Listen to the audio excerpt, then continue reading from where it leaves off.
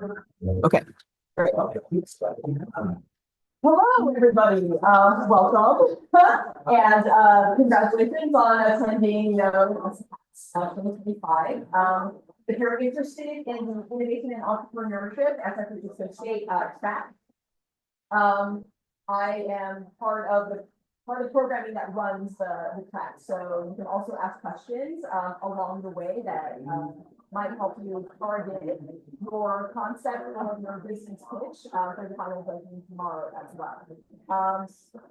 I should probably introduce myself. My name is Sybil. I'm the Faculty Director of Innovation and Entrepreneurship for San Francisco State University.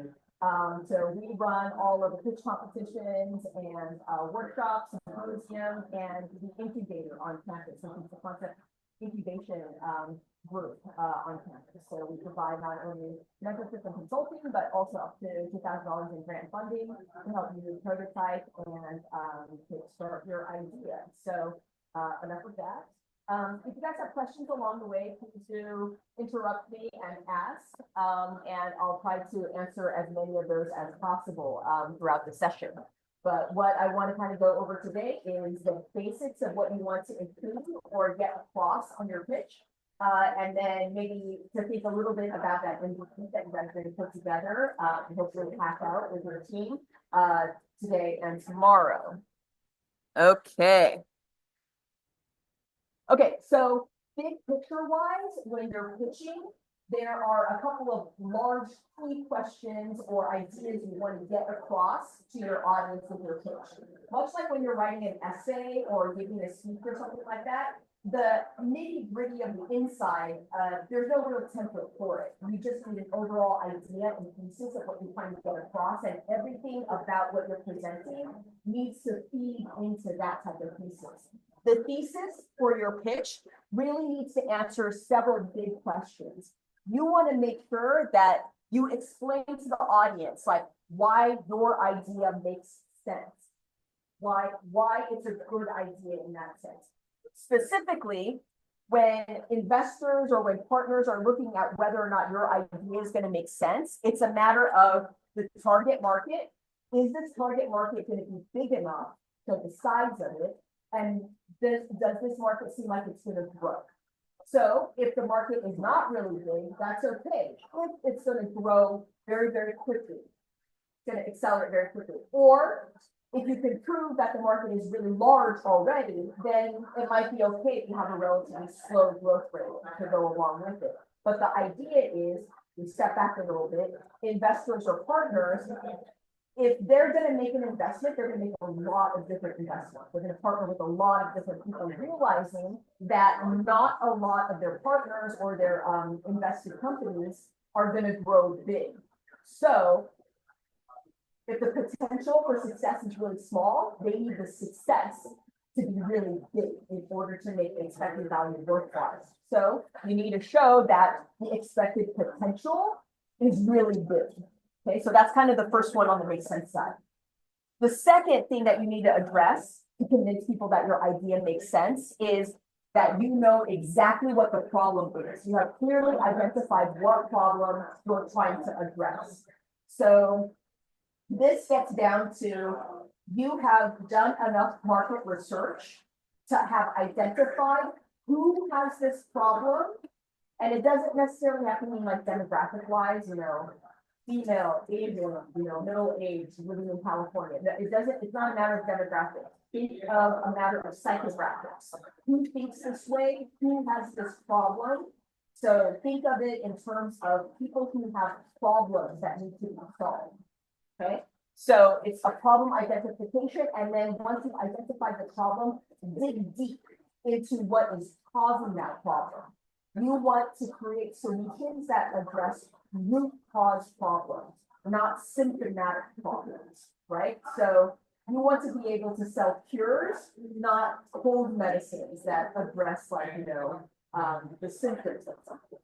It's okay to be in the vitamin market, but you want to be in the cure market.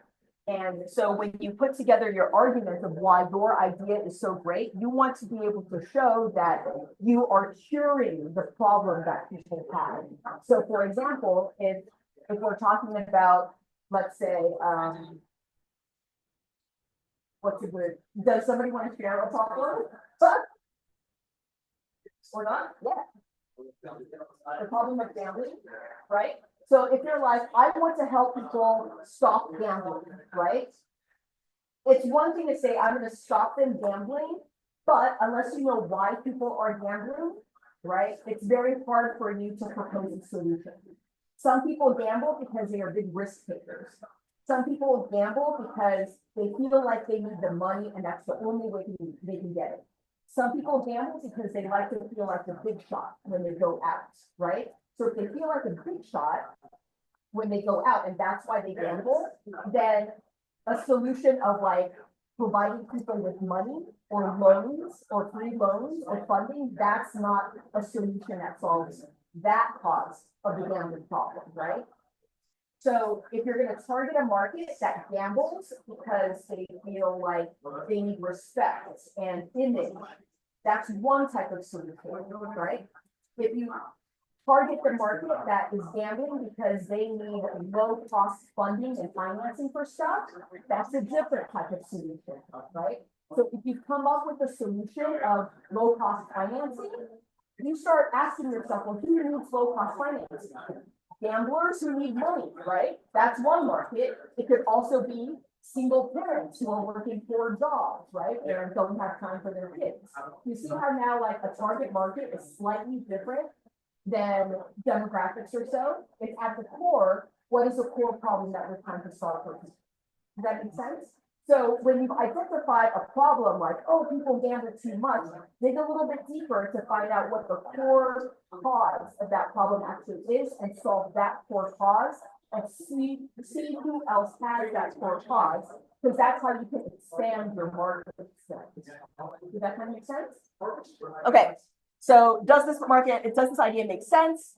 You've articulated what the problem is, you've articulated the core of this problem also. And I've kind of mentioned a little bit about the target market size and growth. How big is this market right now? And probably more importantly, why is now a good time to attack this market? Okay, so this is a key part also because if I have a problem, unless the problem is completely urgent and burning a hole in my pocket, the world is going to blow up unless this problem is solved. I'm just going to kick the can down the road. Especially if you're selling something to businesses or so, the sell cycle is so long, and times are tough right now economically. Companies don't really want to do large capital projects. They're just going to kick the can down the road. So there's got to be something triggering about the market right now that's itching consumers to want to write that check to. You need to find out what that next piece is that's going to be convincing your customers that they need to spend the money on it now. So if the target market here is like people who need to gamble because they need money, right? What's going to happen if they don't get money? Like they're going to declare bankruptcy and then they're going to lose their housing, and that's why the problem is urgent.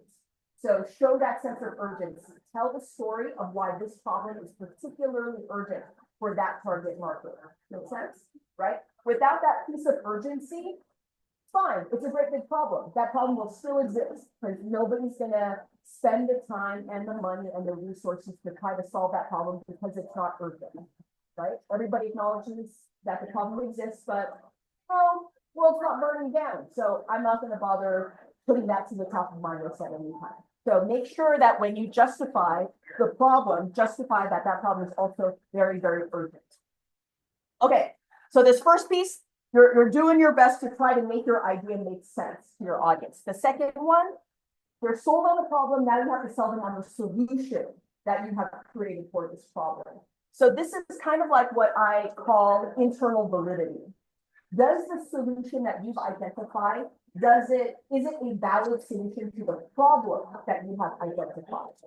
So I'm going to go back to this gambling scenario again. Is if you've come up with this black box that you say it's going to help people decide whether or not they should continue to gamble or not. Where's your evidence? Do you have evidence somehow behind whatever it is that you built is able to solve the person's gambling problem, right? So think about this in the terms of a scientific experiment. You have a hypothesis right? That there's a problem and you hypothesize that this solution is going to solve the problem. Show me that this problem is actually going to solve, that this solution is going to solve your problem, right? So you've created this great new cure for cancer. Does it actually cure cancer? Now, I know this is like a weekend hackathon, so you're not going to have like, clinical trial time or anything like that, right? So at this point, probably the best that you can do is like some surveys or some focus groups to walk people through, okay, well, if you have this information, would it change your decision-making process? Or if I built this type of app and it had these sorts of functionality, does that meet your needs? So a lot of Q&A and talking with potential clients, potential customers, that'll get you pretty far in terms of solution validity. If you're making some sort of AI model, let's say you're making an AI model to like match people up with their like, dream spouse or something like that, right? Well, show me that the output of your AI model produces potential dates or whatever that are likable to your target market or so, and then ask them, okay, so these are the AI generated dates, like how likely is it that you're going to go out with each one of these people, right? And we would want to see that your solution is valid, or at least more valid than current solutions that are out there. Okay, so validity is a very big piece to it. Solution fit and appeal. So just because your solution is valid, that it solves the person's problem, you also want to show that there's appeal for your target market. Great, it solves their problem. Are they willing to pay for it? Are they willing to, if it's B2B, integrate it into their existing system? Because that takes time and effort and money also. So once they have your solution, does your solution work? And is it a solution that they're willing to implement? So you can show your target market your solution and then ask, okay, so would you like to be our beta partner? And if they say no, there's your answer right there. They're not willing to implement, right? Or they're not willing to throw resources at it. If they're like, yeah, I'm totally willing to implement. Great. Are you willing to write me a check for like $100 or $1,000 for the privilege of implementing it with me? And if the answer is no, then you probably don't have enough of a value proposition with your solution that people are willing to pay for it. People will say yes all day long if you're willing to give stuff away for free, but the moment you start asking them to put their money where their mouths are, that's where you really start to see whether or not you've created a solution that really solves people's problems. Now, if people say it solves their problems, but they're not willing to pay for it, then maybe their problem wasn't painful enough yet. Because if the problem was really painful and really urgent, they'd be willing to pay to solve it, right? If I had a rock in my shoe and I've been walking around all day, it's painful. And I would want to get rid of it somehow. But if it's only mildly annoying, and then somebody's like, oh, let me get rid of the rock inside your shoe, are you willing to pay me for that privilege? And I'm like, no, then obviously the rock is not painful enough inside my shoe. Yes. Okay. So solution fit and then appeal of that solution that you've created. The other thing that you want to show about the solution is what is different about your solution this time around. I'm sure y'all are super brilliant people. But I would also say most ideas these days are not completely unique. The idea has likely been thought of somewhere and been done by somebody somewhere at some point. Do a quick Google search, literally. Just do a quick Google search and see who else has done this, right? In the past and currently, because both will be super valuable. Who has done this? Why have they stopped doing it? If they have stopped doing this, right? And if you can get a hold of those founders, if you can find out why they stopped, what roadblocks they ran into, super valuable to figure out if there is just something structurally weird about the industry or the problem that you're going into, and then ask yourself, what is different with it this time? What makes you think that you can do this where other people haven't been able to do it? Because I can guarantee you, whatever pitch deck that you guys put together, whoever's filtering those concepts and ideas, they're going to do a quick Google search and then they're going to pull up all of these other concepts, and then they're going to be asking, so why is this college kid's take on this solution and problem better than, you know, all these other concepts that were out there and have guides also. So do a quick Google search, see who else has done it, why they failed, right, if they failed, and find out what their roadblocks were or what their major challenges were. And then be prepared to discuss why you're able to overcome the challenges that other people weren't able to. Okay, so does the solution make sense? Hopefully coming out of here, we've convinced people that there's a really big problem. Problem is big, growing, unworkable, and it's super urgent. Hey, I have a solution for it. I'm doing it a better way than other people have done it. The solution actually works and people are able to pay, able and willing to pay for the solution that I've come up with. Now it's time to sell them on the package of your concept, your team, whatever you have already developed. We want to show validity inside the package that you are putting together as a team, a business entity, or whatever. You want to show that you have product market fit. Whatever your idea is, you sold people on it, it fits what the market actually wants, and then you have some sort of traction for it. So traction meaning that you're kind of growing the snowball effect of one person likes it, they tell other people like it, they tell more people. So you grow this traction of people who like and will spread the good word about your product and solution. You also want to package up here that you, as a founding team, are the ones to address this problem appropriately. Okay, show what you have done as a team, what you have tried, how you've worked together, and how you have evolved the problem and the solution and the market fits that you've been putting together. You want to show that you've been on a journey already and that you've learned along the way. So hopefully from a lot of you guys in science classes, you learned about the scientific method where you hypothesize, you test, you take markings away from that testing, and then you revise your hypotheses again. You want to show that you've gone through that multiple times with your concept and your solution. You had a hypothesis about what problem exists. You created some sort of prototype. You tested out that prototype with your target market. You got that feedback. You changed your product and your solution, tested it again with your target market, and you're going through this iterative process multiple times. You want to show that you're a team that can learn and can accelerate your learning, that you're not stubborn people who are just dead set on what you want to build, and then that's what you built, and then y'all take it and buy it, and I'm not going to change it because I'm right. Those are the worst types of teams that investors do not want to touch. Investors and partners want to know that you'll learn and listen from the feedback that they're going to give. So you want to show that you have that learning ability as a team. So you want to show that your team, your development process as a whole is good. And then finally, you want to show as a team, yeah, so good question. So the question is, how do we show traction in the super short amount of time, considering that you have to build the solution and tomorrow you're going to be pitching, right? And judging. So I'll start off by saying like the ultimate forms, right, of showing traction is getting clients, getting signed contracts and clients and revenue. Okay, so short of that, I would say you can start putting together interest lists also, right? Soft launch, and it can literally just be a web page saying like, coming soon, this is what we're doing, sign up for more information.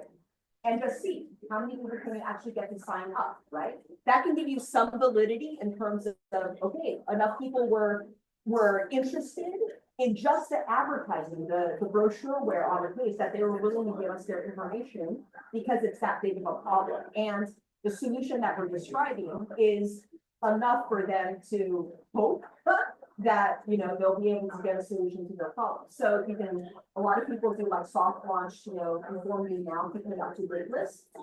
One of the concepts that we worked with, a game developer, right? They launched on Steam and they were like, hey, put us on your wish list, right? And that was one way that they showed traction. Is all they really did was put up a little video of like projecting gameplay. It was like, if this looks good to you, sign up and we'll tell you when you actually want your products. That's another way to go also, right? I don't have a slide on this in this presentation, but one of the other things you can do is on Mechanical Turk. And so Mechanical Turk, it actually works really, really quickly and for really cheap at this point is you can also have surveys, right? Surveys put out to a certain narrowing down of market groups, one or two, and then target the survey. Like, how many times do you experience this problem?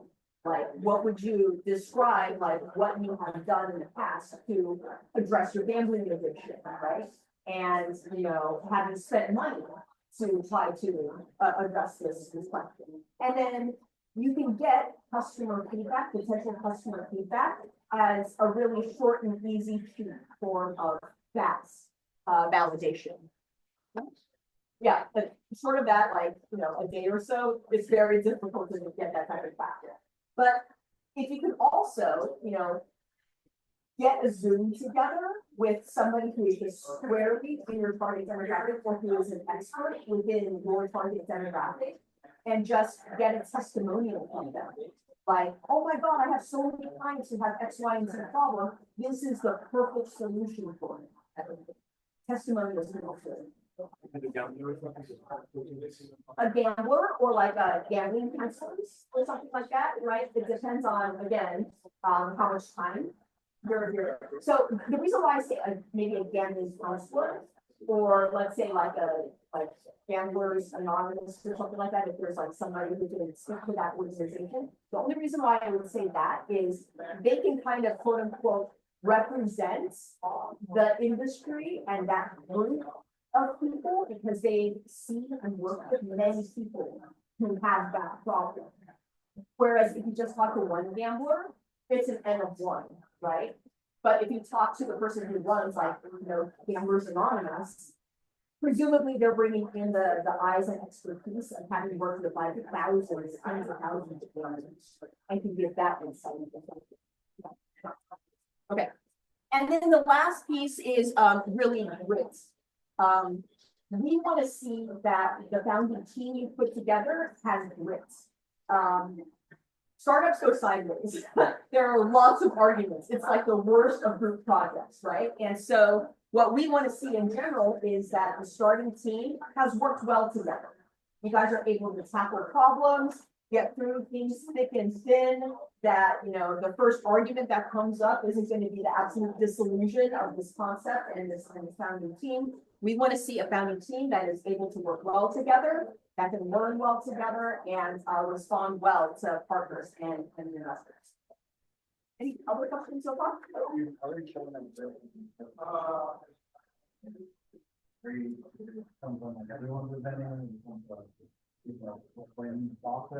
Yeah, that's a great question. So how do you demonstrate that inside a pitch deck? How do you demonstrate the script?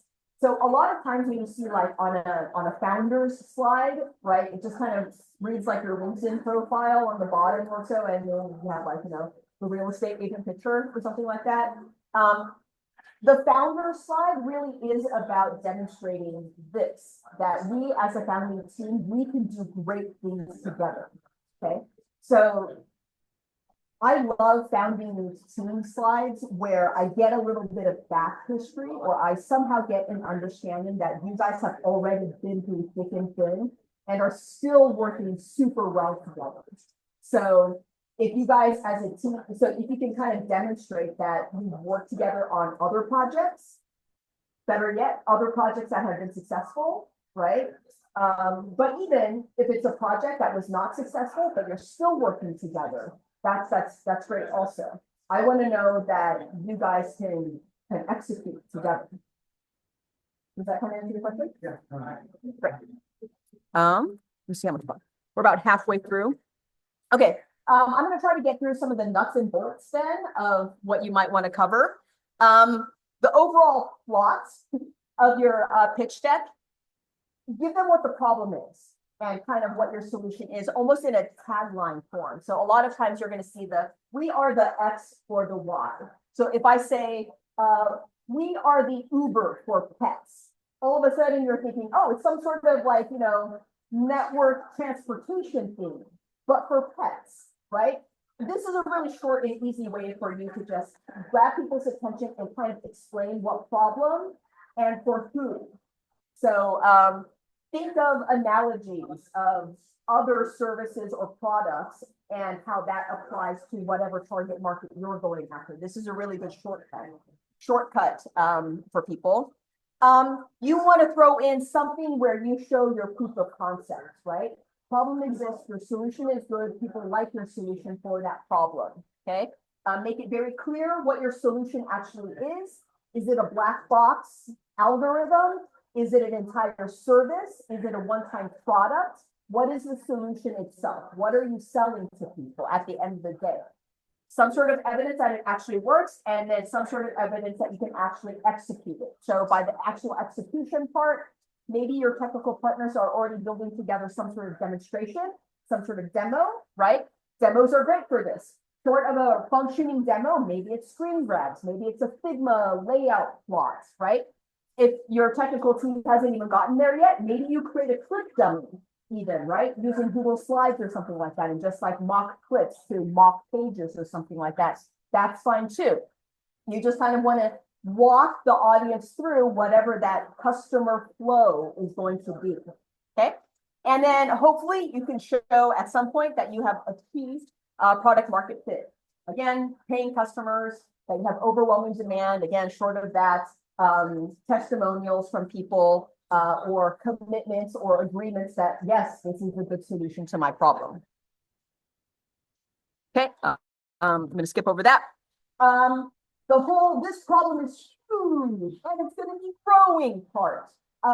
Very generally, people talk about market sizing in terms of top down and bottom up.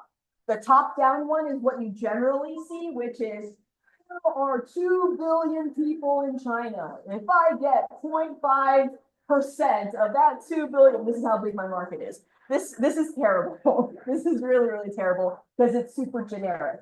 From you guys' standpoint, you want to do something bottoms up.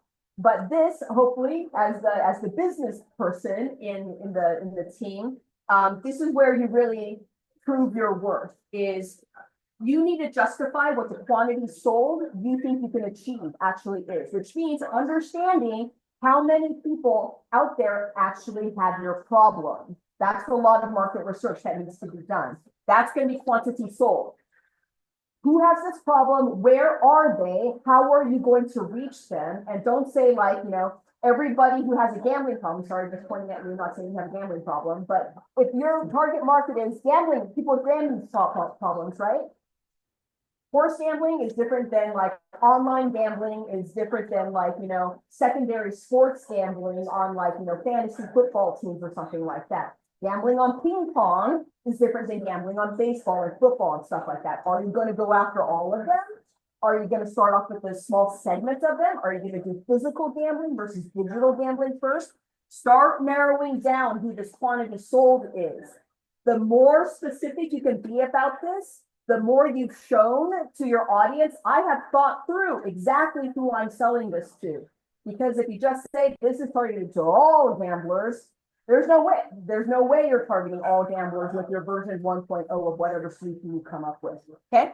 And then price, right? What's the good pricing model for this? And this gets complicated, but in general, you want to think about the revenue model you want to attach to this. So let's say you're creating an app for people to monitor like their gambling or so, right? One-time sales, download? Is it like a data subscription afterwards? Is it freemium? You get certain like basic functions for free, and then you're upcharging for like, add-on services or special analytics or something like that. Think about how you're going to monetize whatever your solution is going to be. Okay. And so at its base, right, you would estimate your sales by how much you sell for times how much you're selling it for. Okay. But you see like 2 variables here and you're like, well, that's not complicated. The real difficult part is the research that goes into each one of these numbers. And researching these numbers, the back end really is completely understanding exactly what you're selling and how you plan on selling it. Okay, and that's the difficult part. It's what? Yes, yes. So now we're bringing in the real bullshit buzzword bingo, right? You're going to hear people talk about TAM, SAM, and SOM. TAM is your total addressable market. So you can think of that like all gamblers in the world type, like eventually one of these days, if we're the size of Google, that's our total addressable market, right? Then there's SAM, which is a subset of your TAM, is the serviceable addressable market. So who realistically can you actually service with your product? So if it's all gamblers and you're making a phone app, that means you're not going to service like people who don't use like phones for these functions, right? So you're only going to be able to service like, people with smartphones. And then if your first version is going to be on Android and not like iPhone, then your serviceable addressable market is now like Android smartphone people who gamble, right? And so you start narrowing down that way. So that's your SAM, your serviceable addressable market. Then you have your SOM, your serviceable operable market. Who can you actually operate on these days? I can tell you right now, if you're a phone app, you are not operating people in China and Russia. And I'm sure there are gamblers there too, right? And so your operable market is going to be narrowed down usually by some form of geography. If your first operations is you're running algorithms on like, football betting, then your operable market is football gamblers, right? It's not going to be basketball or baseball or anything else. So who are you going to operate on first? Is your question? Okay. And so I'm going to deviate a little bit. So if you guys have gone through like internship or job interviews and there are like a lot of these behavioral interview questions, that's kind of like what this piece is, because your audience, your investors, they're going to be asking questions also like, oh, so how did you come up with that pricing? Or, where did you get that quantity sold number? Which markets are in there? It's a behavioral interview questions. They want to hear how you came up with that number. They want to know that you thought about the pricing, that you thought about the revenue model, that you thought about the rollout strategy of who you're going to operate on first versus who the entire market is going to be. It's all to see whether you've actually thought about these things. Okay. In kind of the grand scheme of things, when we talk about proof of concept, like that your concept is sound, that it's valid, you've already came up with a problem.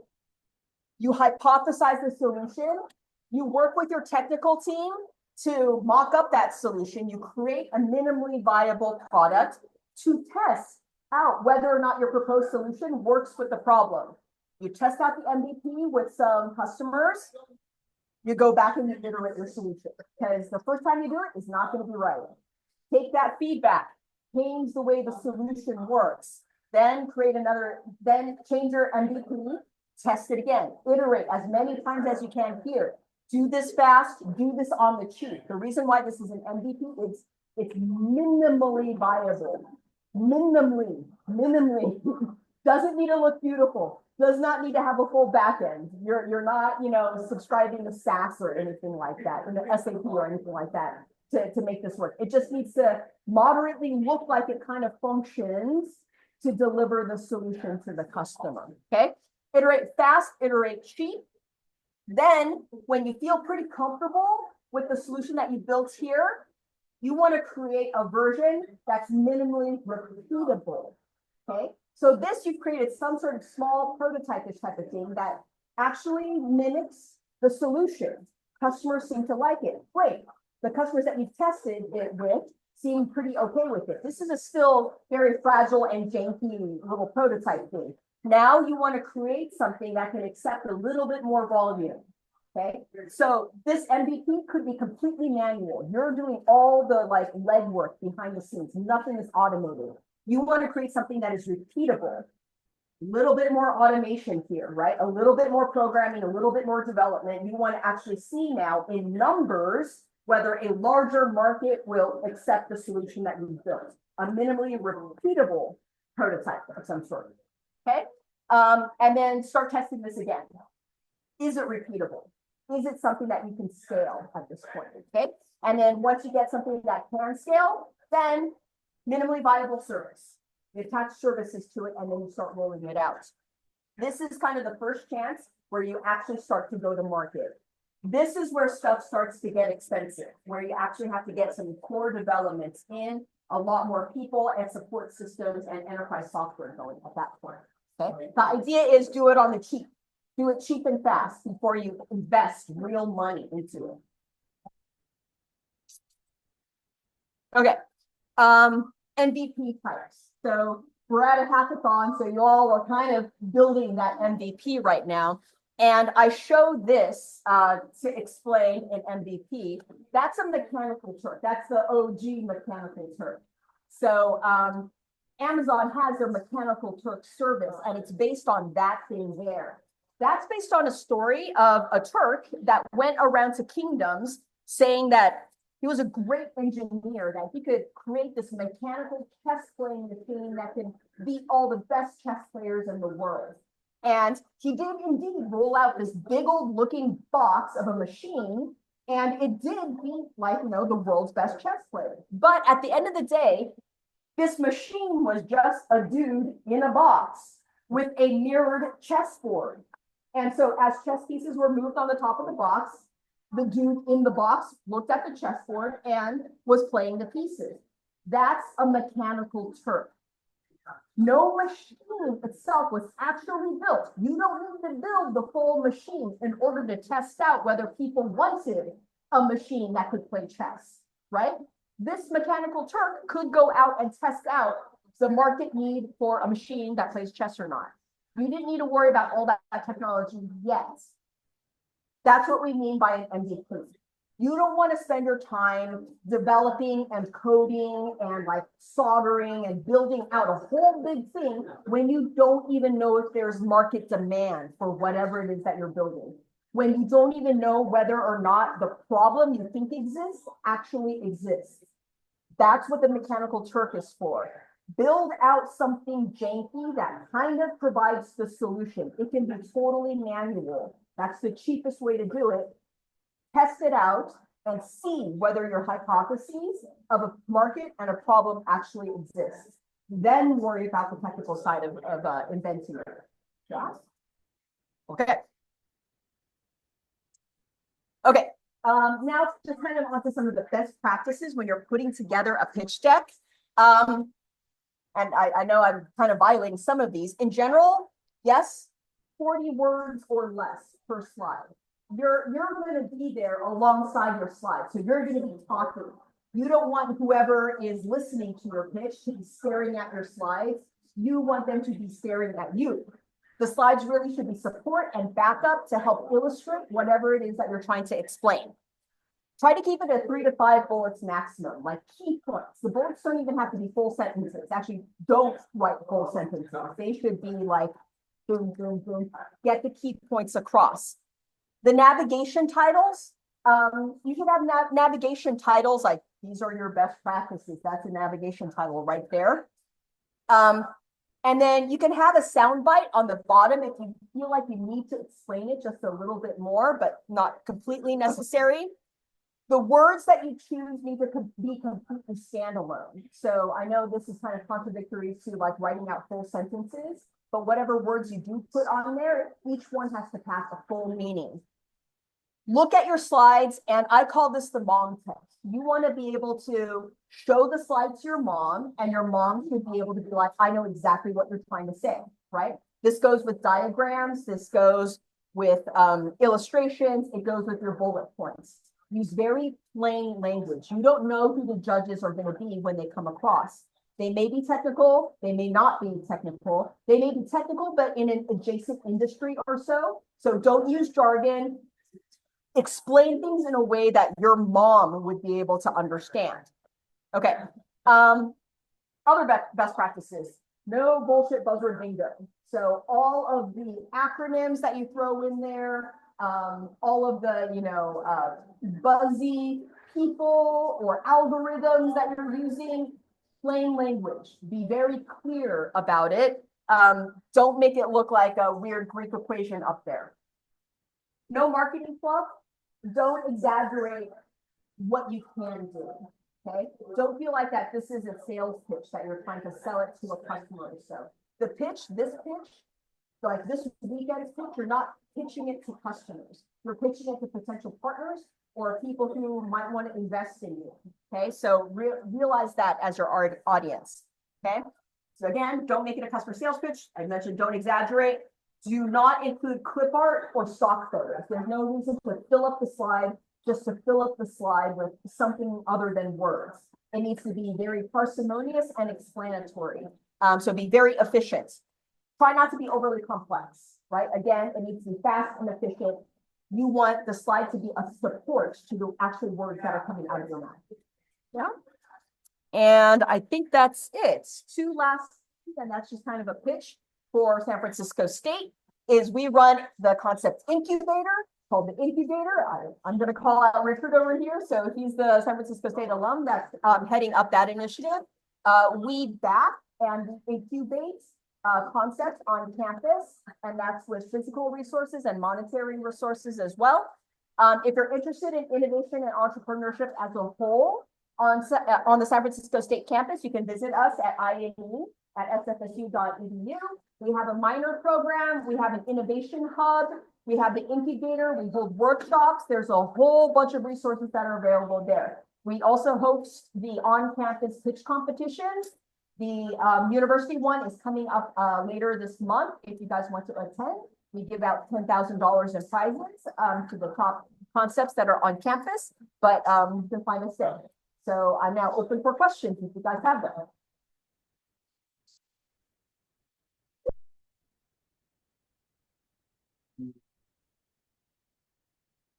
So the question is, the startup have to be related to this year's hackathon thing? No, it does not. We're sponsoring a track within the hackathon, and that's separate from either the incubator or INE at sfsu.edu. To participate in the incubator, you just have to be a currently enrolled San Francisco State student. Any major, any program.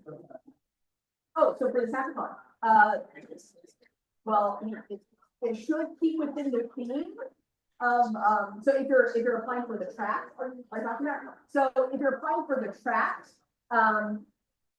that's going to be judged on Sunday. It should be in line with the theme of the hackathon this year. Other questions? For the or do we know like how we like monetize that? That would be fantastic. So the question is, for the pitch, do we have to show how we plan on monetizing the product itself? Yes. So I would say think through and have a good explanation for how you plan on generating revenue with the idea. Now, if you're like, this is going to be not-for-profit, because that also exists, not-for-profits need a source of funding also. So you need to also be able to articulate, well, so who's going to back this whole thing? So if you're like Gamblers Anonymous has like this grant program or whatever, and these are the outcomes that need to exist in order to be successful in that grant program, right? Or these are the charities that deal with like, gamblers and address gambling addiction. And these are the outcomes that they look for, and this is how we achieve those outcomes for them. Other questions or thoughts? Yeah.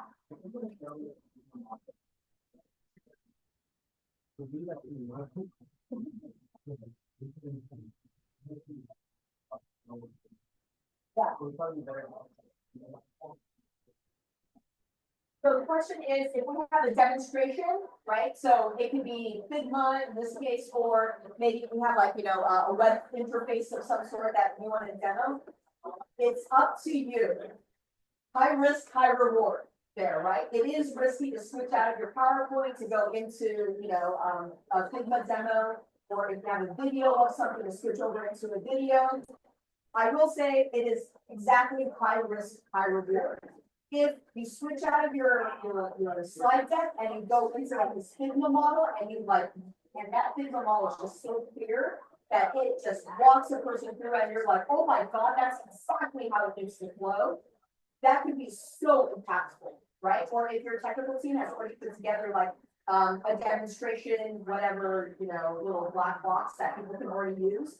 switching out of your PowerPoint deck to go into that, demo product can also be super powerful. But you run the risk of, and I've seen this plenty of times, your demo comes up and it doesn't work, right? Or it just returns the most ridiculous, terrible answer or so. Then you look really bad. So it's a gamble, and only you know whether or not that gamble is worthwhile or not. Yes. We're coming around to you guys' tables, so. Oh, okay. Yeah, so it's whatever your setup is over there. Yeah.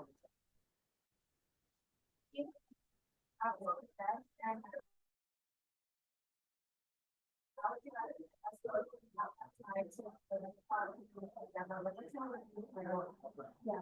So the question is, how much time do you have to pitch, and are there guidelines on how long to spend on problem, solution, demo, whatever? I will leave that up to you guys in terms of like parsing the time. I would say time-wise, we're probably going to allocate about 10 minutes at table, and that's going to be a mix between you presenting and us being super rude and like interrupting and asking questions along the way also. Best practices in terms of like how to divvy it up is in the problem and the solution. I would test it out with other people, because at the end of the day, you know what the objectives are. To convince somebody that the problem exists and it's big and it's super urgent, however long it takes, right? So if it's a problem like, we need world peace in the Middle East, that's it, right? Like, we don't need much more explanation, because everybody's like, yeah, that place is messed up and we need world peace then, right? So you don't need to spend that much more time. You need to spend a lot of time on the solution, like how the hell are we going to get peace in the Middle East, right? So it really depends on how you're able to achieve it and what the problem and the solution actually is. And I would test that out with other people who are ignorant to the problem that you're trying to address, and say, okay, if I said X, Y, Z, or like give them the pitch first and say, are you convinced? Or like, what part feels weak, right? Or needs more explanation? I would do it that way. Other thoughts or questions? Okay, well, I'm gonna stick around if you guys have questions, and otherwise, get happy. Yeah. Yeah. Really good. Yeah. So yeah, I'm excited. So we'll. I'm excited. Yes. So I'll see a couple more. Yeah. He's actually on the quad. Okay. We're doing is it like welcome SF for it's for incoming freshmen and transfer students. So he's at table 877, and he's taking this like. I'll go look for you. I'll say hi. Do you need me here for anything? I can help. I mean, can do more. I'll leave them to you. Okay. Take care. Sybil, thanks for giving this presentation. I thought it was like super insightful. But, like, I wasn't really sure what to do like before, so it was really insightful to like hear. Will you be one of the judges? I don't know, maybe. Likely. Would we be able to like if we like finish our deck, would we be able to like show it to you beforehand and Oh. get some feedback? I should not be the judge if I do that. Oh, okay. Yeah, but I'm also on Discord, and I'm in the mentor channel on Discord, so you can just like keep the questions along the way. Okay, yeah, that'd be really Yeah. So I'm just talking on Discord. okay, great. Thank you so much. We appreciate it. Yeah. You're welcome. Good to see you again. Yeah, I remember you from, is it a Spark SF event or 3D Printing Club or Innovation Hub? You were kind of familiar, or Maybe. you're on SF. Oh, yeah. Don't mean to be creepy, sorry. Hey. Good to see you again.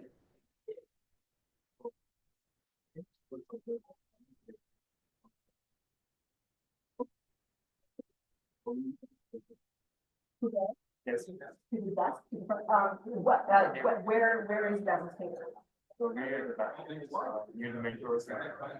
Okay, I will leave it there. We give you. Oh, okay. Okay, just right next to it. Okay, I'll stop by. Oh. So yeah, so I'm a senior college student, so I have a team's background in last year college, NBC is in years prior, and you know, Locations for grade 7. Now, I'm to the books. This is Steve Harvey's like practice stuff. But the thing is, never heard of either. It's just people I believe it's just another thing. Whole point of the challenge was to like get technical folks to work with business. Sorry. I mean, you guys can find another business person. I already have our yeah, center day. Yeah. Yeah, we pitched it earlier. Actually, we got that in business. Speak to you.